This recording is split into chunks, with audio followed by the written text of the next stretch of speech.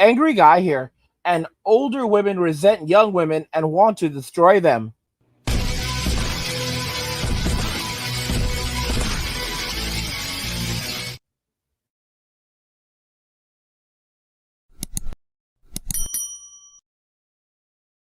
Older women resent young women and want to destroy them. This is a topic that needs to be discussed.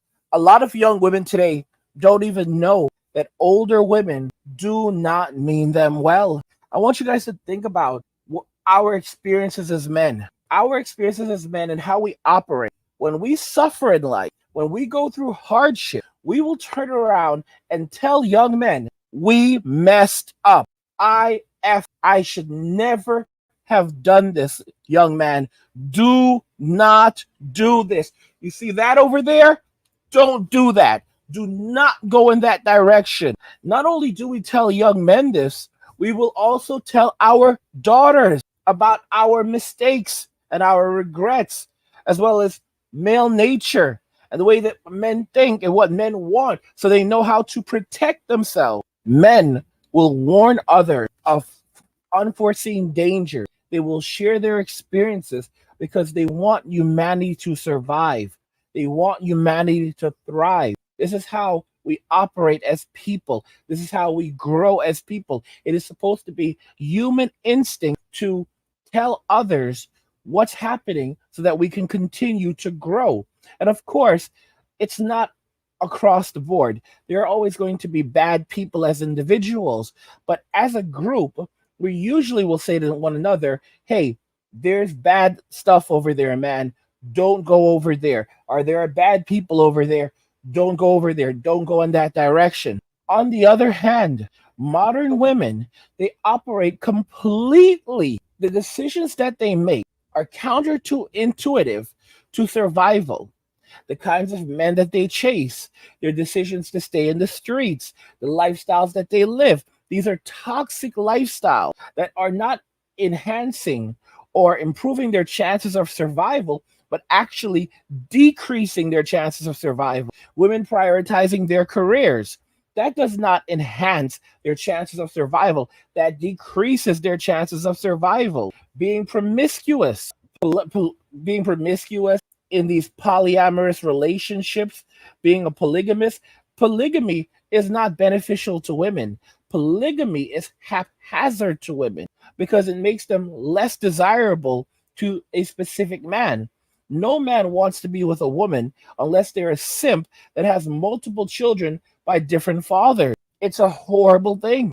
They don't want a woman with a past. They don't want a woman who is going to draw attention to herself wearing revealing clothing, because that's going to invite problems into his life. And also, consciously, he knows that if she's doing this, she's also trying to draw the attention of other men. So does she actually want to be in an established relationship with him? So when she gets pregnant, does he even know if the children are actually his? On the other hand, modern women, they are more than happy. In fact, this is how they operate.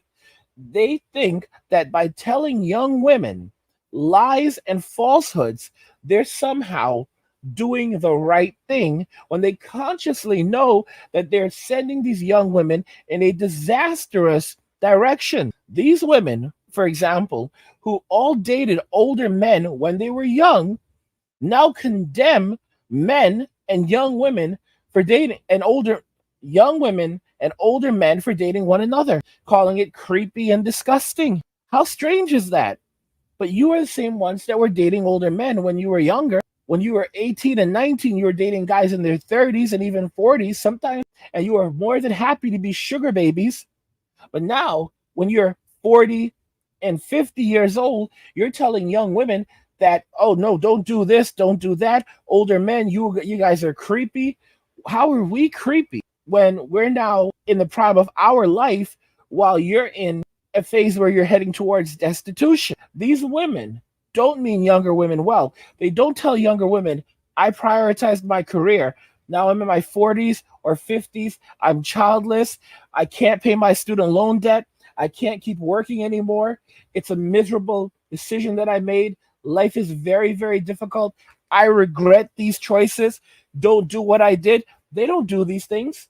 They don't help tell younger women that they should stay off the streets, that it's going to make it more difficult to pair bond when they've been in multiple relationships, had their hearts broken so many times, have had all of these traumatic experiences.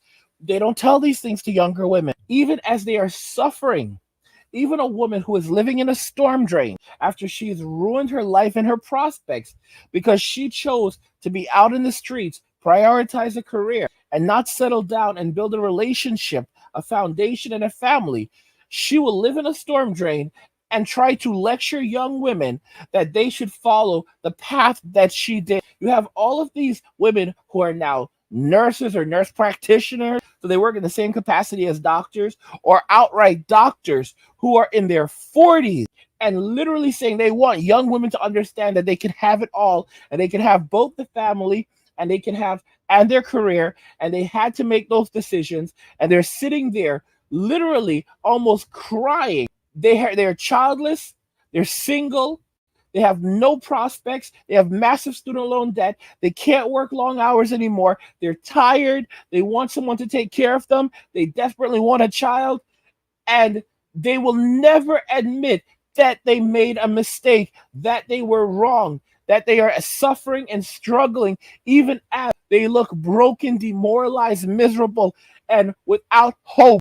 And they will tell young women with a straight face to do exactly what I did. And I want you to know you can have everything that you want when they have almost nothing at all. And they are sitting in complete and utter regret, regretting their lives, envious of women who have children and husbands and go on vacations with their families and free time to actually go out and do things. What's the point of being able to make this amount of money if you can't even enjoy it?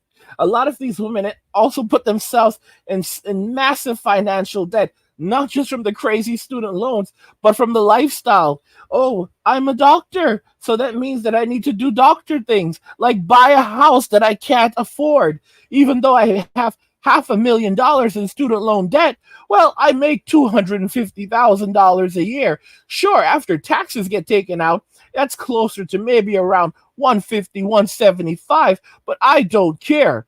I'm going to go out and purchase a house for $750,000 that I can't afford. But no, I'm a doctor, and I'm going to pay for this all by myself. So between mortgage payments and student loan payments, at the end of the month, I have a grand total of, okay, so I'm basically living off credit. Regardless, it's going to be okay. I have a luxurious life. Yeah, sure, I work 16-hour days. I don't get to really shower as often as I would like to or change my undergarments, but it's worth it. It's worth it. Am I tired? Yes, I am. But look how happy I am. Look at this smile. And there's no smile on their face. They have to literally use their hands to make like the Joker smile, and even then it doesn't look genuine. Because when Joker smiles, it's his smile looks genuine. They're crying. Like Joker's happy. These women, they're crying. They're crying their eyes out. They're miserable. They cannot formulate a thought on how to really explain the terrible decisions that they've made. And yet they're still here trying to tell young women that they should go down this path, because really they want these young women to destroy their lives. They want these young women to no longer compete with them, because that's their competition. So they're not going to help them. They don't want young women to thrive. Telling a young woman to go into these fields that are going to take 20 or 30 years to actually make a breakthrough in. Like, for example, you get your PhD, and now you're gonna go to the university and spend decades in university working on something, working on like one or two specific things, so that you can make a tiny breakthrough and your name will be mentioned in a journal somewhere. And maybe, just maybe, if you're lucky, you'll be featured in a BuzzFeed video. Come on. These women screwed up so bad. You look at all these old PhDs that are women, and they don't have kids, they don't have families, they have literally nothing. They look like spinsters, and they come across as kind of crazy. They have nothing to show for those lies. And some of them say they're happy, but guess what? They're absolutely miserable. Because if they don't live with their kid, if they don't live with their kids, assuming they have any kids, because a lot of these women now they'll adopt, and then they'll basically try to feed off that.